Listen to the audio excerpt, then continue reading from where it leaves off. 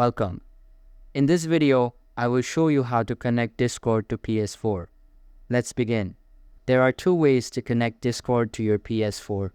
First, go to the settings on your console, then navigate to account management. After that, select link services.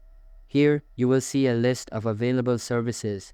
If the Discord application appears, you can go ahead and link it directly. However, in some cases, it may not show up. If that happens, use the second method. Open your mobile browser and visit PlayStation.com. Log into your account. Once logged in, tap the profile icon at the top right corner. From the menu, choose Account Settings. In this section, you will find an option labeled Link Services. Tap on it.